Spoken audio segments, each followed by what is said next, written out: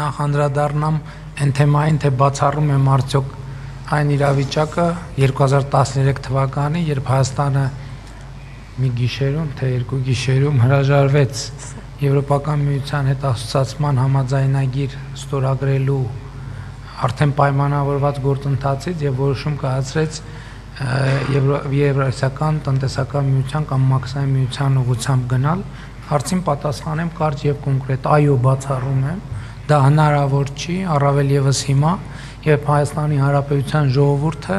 հստակ աջակցություն է հայտնել այն քաղաքականություններին, որ վարում է Հայաստանի Հանրապետությունը եւ մասնավորապես բալանսավորված եւ բալանսավորման արտաքին քաղաքականությանը։ Մյուս կողմից մենք ինչպես հայտարարել ենք, մենք խնդիր երբեք չենք դրել, չունենք եւ չենք դնի ճգնաժամ ստեղծել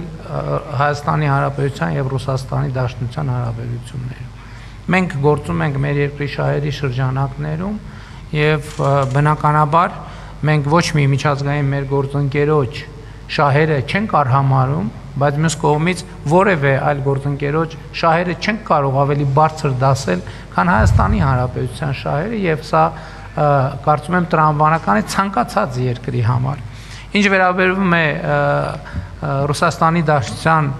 կառավարության ղեկավարի հետ երեկվա հեռախոսազրույցին, իմ նախաձեռնությամբ է տեղի ունեցել հեռախոսազրույցը,